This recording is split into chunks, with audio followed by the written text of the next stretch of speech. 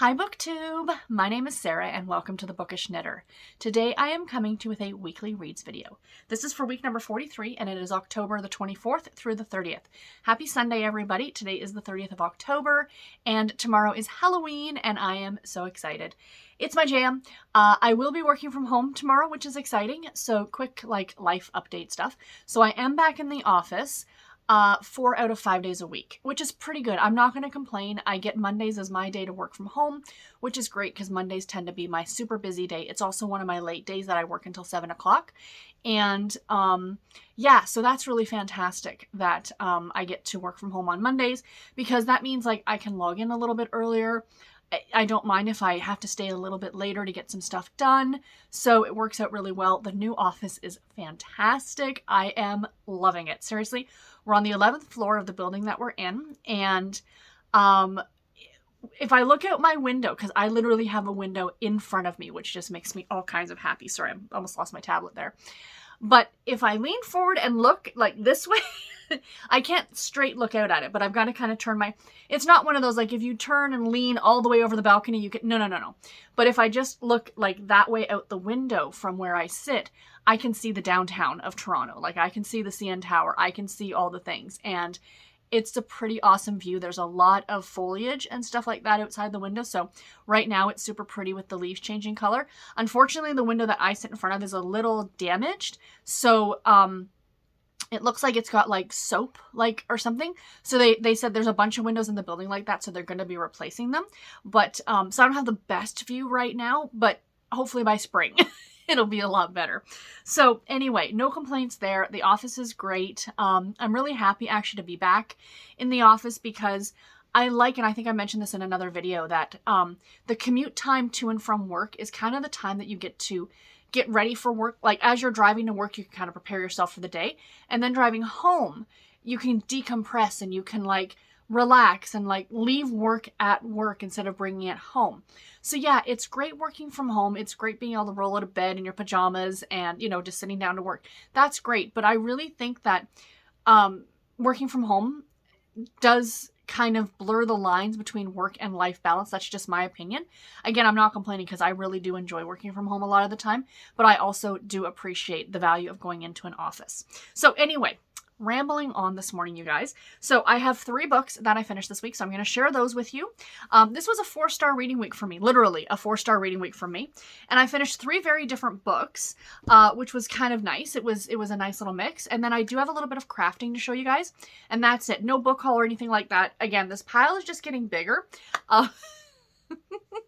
There will be a book haul coming. I keep saying that in the next few weeks. So the first book that I finished this week was the one I think most of you were excited for me to finish to see my thoughts on it, was The Hacienda by Isabel Canas. I believe. I know I'm saying her name wrong. I know. And you guys, please feel free to correct me in the comments. So this is a Gothic horror novel. They say it's very similar to Rebecca by Daphne du Maurier, and Mexican Gothic, that I cannot remember the author of Mexican Gothic. I read it last year and I really liked it. So like I said, I gave this book 4 stars. This was a 4-star reading week. Literally every book got 4 stars. So this one's about a woman by the name of Beatrice. This takes place after the Mexican War of Independence. Yes, after the Mexican War of Independence. So the 1820s, 1830s? It does tell you, 1823. So, her father was killed during this war. He was a general, so she's a general's daughter. And her mother had nothing. Their house was torched. And they went to go live with, I guess, her dad's family. But her parents had a love marriage. And they were 2 very different classes of people within Mexico. And his family kind of disowned him when he married her, her mother. So they're living with Beatrice's aunt and, her mom's sister-in-law and all that stuff, and these 2 cousins. And they're treated like slaves. Not like slaves. Sorry, wrong word. They're treated like servants. And, they're not a member of the family. They're just there to do whatever. So Beatrice is like, I need to get out of here. So they're at this party. I want to call it a ball in Regency times, kind of an idea, but this isn't Regency times, but that's what it was akin to. And she meets this man named, what was his name? Rodolphe Rodolfo. Sorry, my pronunciation of anything other than English is horrific, and I do apologize greatly for that. So she meets a man, and he's very, very wealthy, has this hacienda, this house in Mexico, and well, where they are in Mexico, and very, very wealthy, and she just wants a place of her own. She wants to rise above this fact that she is now like being a servant to her aunt and cousins, very Cinderella-esque in a way. And she wants to do better for her mother. She wants her mother to, she wants this house that she can have her mother come and stay with her, and, you know, live with them and all those things. So her and this guy get married, and her mother's not happy about it. She does not like this man. He's actually on the side that would have killed her father. So, you know what I mean? So it's obviously there are some issues there. Now, he wasn't one of the people who killed her father, but he worked for that side. Like he's a supporter of that side of the war, if you will. And anyway, she ends up marrying him, and she goes to this hacienda. And weird stuff starts happening, and it gets very, very creepy. I don't want to get too much into the nitty gritty, but if you have read Rebecca, if you have read Jane Eyre, you know, you kind of know where this is going. There's a dead wife. His first wife is dead, and there's some weird stuff happening on in the house. Now, this is not going to be super creepy for a lot of people. This is all to your level of creepy, but this does get, like there's a body potentially buried in a wall. There is glowing red light, like eyes, like lights. There is an exorcism that happens. Beatrice befriends a man by the name of Andreas, I think, who is a local priest.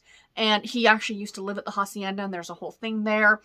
This was really good. I can't say too much more about it other than I really liked it. And if you like that Gothic horror, I wouldn't even necessarily, yeah, it was horror for sure, but, you know, it was like a haunted house slash, you know, if a haunted house met Jane Eyre, met Rebecca, kind of an idea with the dead wife.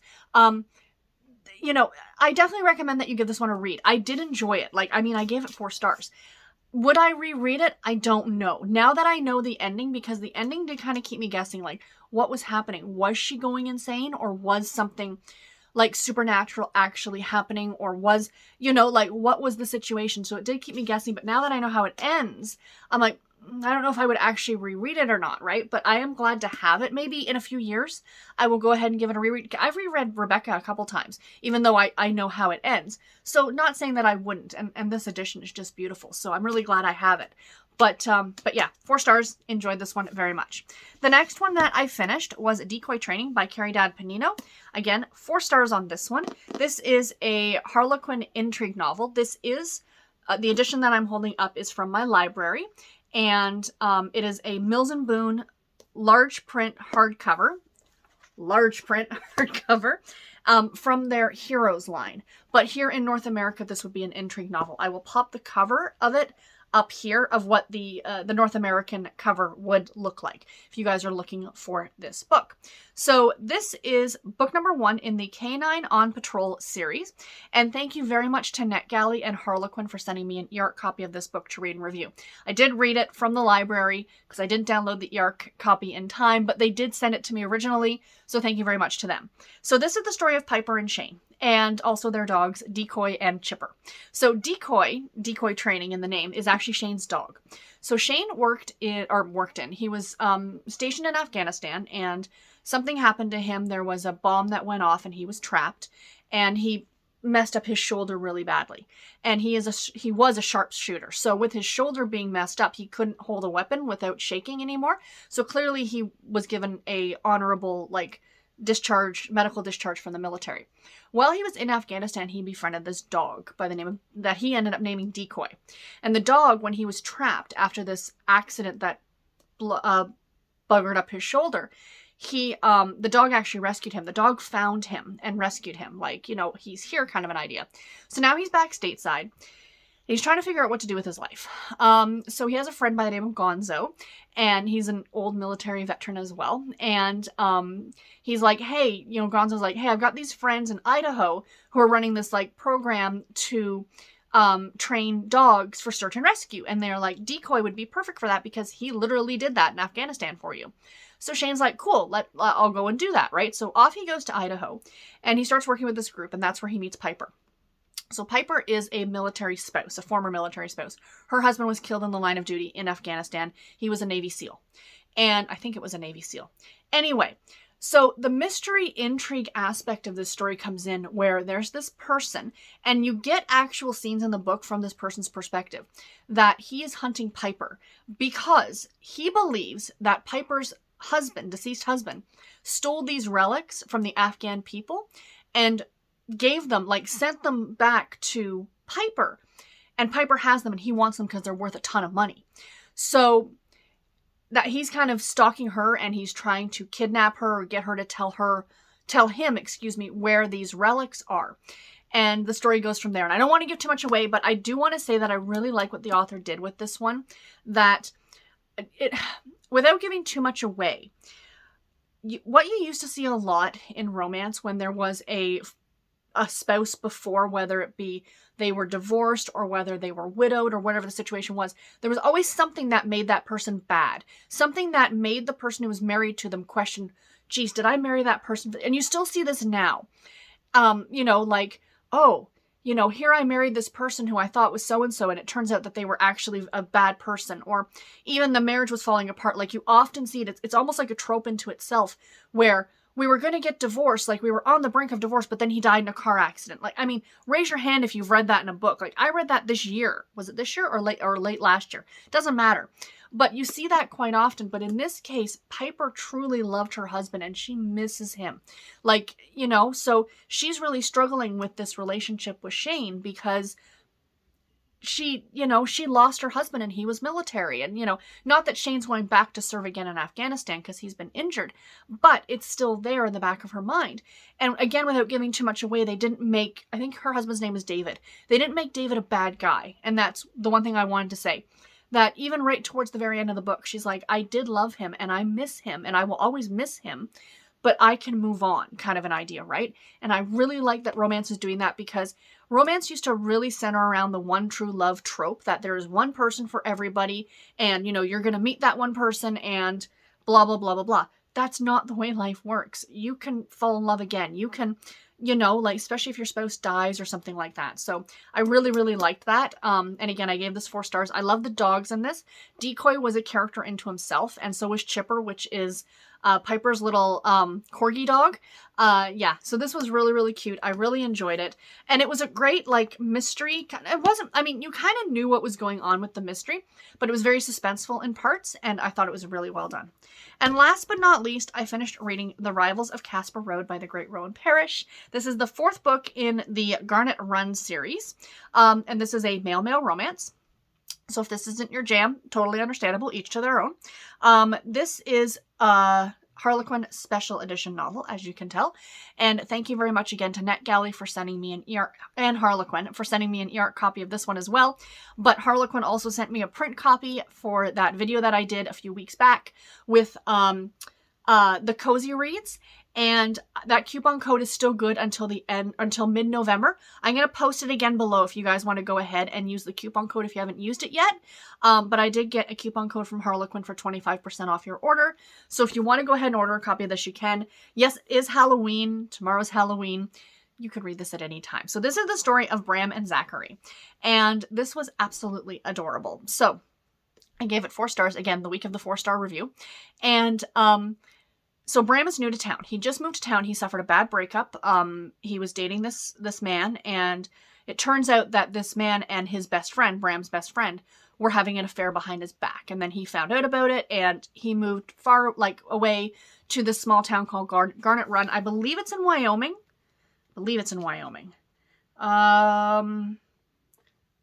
Oh, and guys, there's a map in the front of the book, of the town of Garnet Run, which is kind of awesome.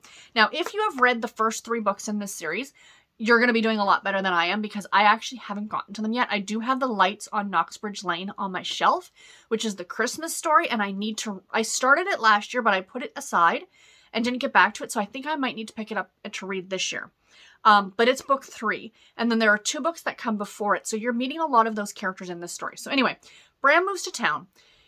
And he meets Zachary. Zachary lives across the street from him. And Zachary, as I was reading the character of Zachary, I felt him to be very it felt like he was neurodivergent. Like there was nothing wrong with it. It just, that's the way he read to me. I got a lot of Sheldon from Big Bang Theory vibes from him. Kind of that very antisocial, bit standoffish, set in his ways. This is the way things go. He has his routines, and there's nothing wrong with that. It's just the way it was read to me, and I kind of wish that Roan had, maybe made that be a thing, instead of, and it wasn't made a thing. Bram comes from a large family. His real name is actually Bramble, and they lived off-grid. Him growing up, they lived off-grid. They grew their own, vegetables. They lived in, whatever. And he has all these siblings, and, he was from a very tight family, and then he moves to Garnet Run, and he meets Zachary. Zachary's got a very, very different upbringing without giving too much away. He has his parents, and he had a sister, and that's all I'm going to say. The one thing that kind of also bothered me about this one is that you don't get any resolution to what happened to Zachary's sister, and I kind of wish you did. So I'm really, really hoping that Roan is going to write a 5th book in the series, and we might get some resolution on that somehow, somewhere. I don't know. But anyway, the two of them meet. They're very, very different if you can't tell from the front. Like, Bram is very, lumberjack in a way, and Zachary is very, suit and tie kind of an idea. So yeah, it was really cute. They had this prank war against each other. It got a little bit childish at times, but it was fun. I really, really liked the town of Garnet Run. I loved all the people on this street. The street is called Casper Road, so they really go all out at the holidays and, celebrate it and stuff like that. So yeah, this was cute. I did really enjoy it. It made me smile throughout almost the entirety of the book. There were some darker parts, especially when you're talking about Zach and what happened to his sister.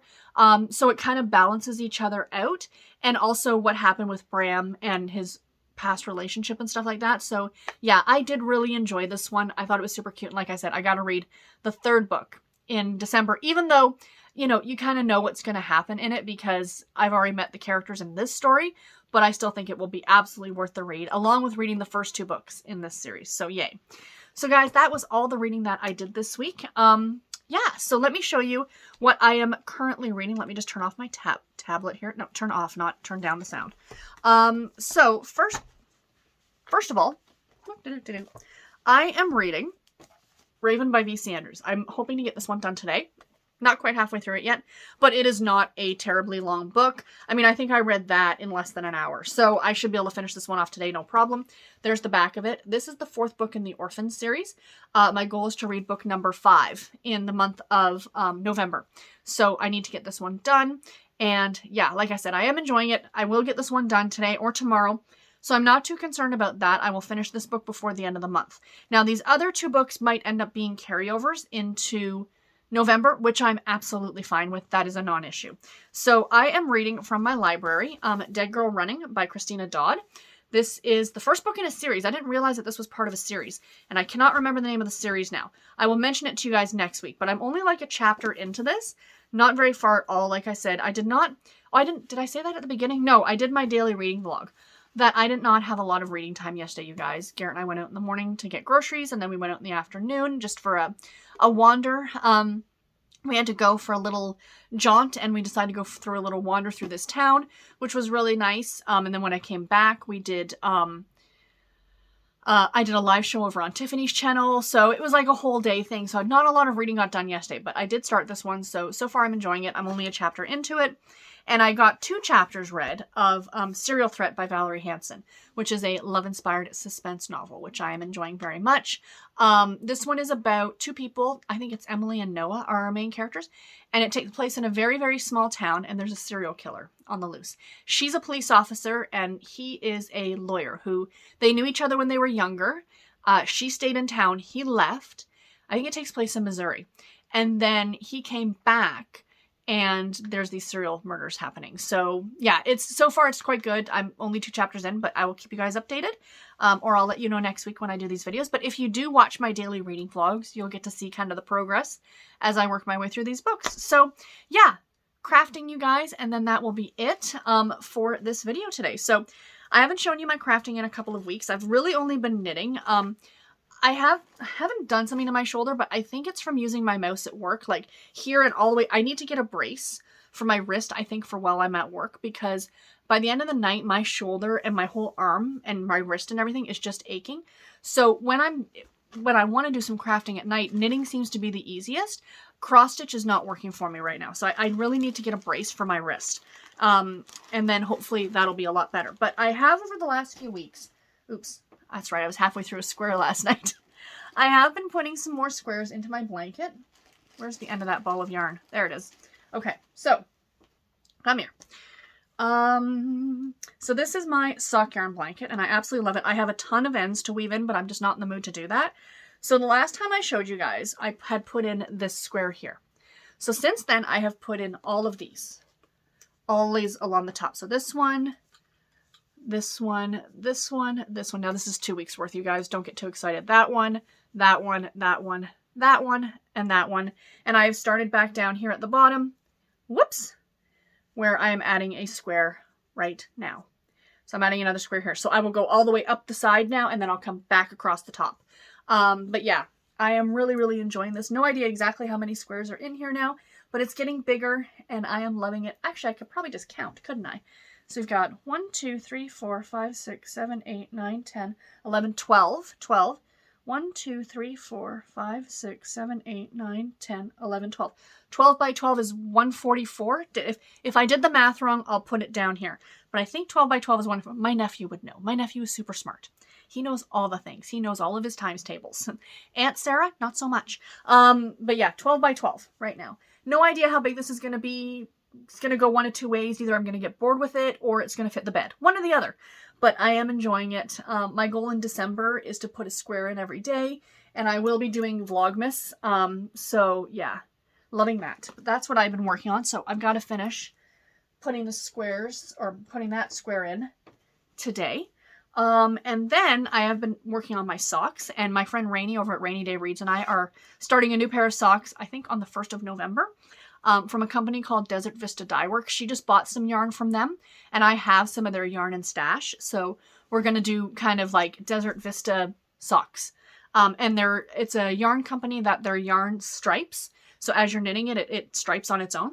So these are the ones the other pair that I've been working on. And there's where I was 2 weeks ago. So not a lot done in my socks. And then that's what I've gotten done over the last couple weeks. Not a lot. I'm still working on the leg, so it would go actually this way. There's the top of the leg going down to the foot. But yeah, I mean, I'm enjoying this. This is pretty mindless. What I might start doing is bringing this into work and maybe working on it for a bit at lunchtime. We shall see. But yeah, and then plus I'm going to be starting another pair of socks, even though this pair isn't done. And I have another pair that I need to knit the second sock on. So I need to knit all the socks, you guys, essentially, is what I need to do. And I need to get working on them. So yeah, so there's that. Anyway, guys, that is all that I have for today's video. I do hope that you enjoyed it. Busy week this week coming up in terms of videos. So I have a special little video that's going up tomorrow for Halloween. On Tuesday, I'm doing a tag. On Wednesday, I'm doing another category spotlight video. You guys really, really like those. On Thursday, we're going to have my wrap up for the month of October. And on Friday reads, of course, you guys. So yeah, I'm putting out a lot of videos, but I hope that y'all are enjoying them. Plus, I'm doing the daily quick little videos as well. I'm no longer going in front of the camera for those. It's just so much easier for me just to turn the camera around and just show you guys the books instead of my face. You guys see my face enough in these videos. So that's what I'm doing. But anyway, guys, that's it. Take care. Let me know what you're reading. Let me know if you've read any of the books that I mentioned today. And until my next video, take care and happy reading, everybody. Bye.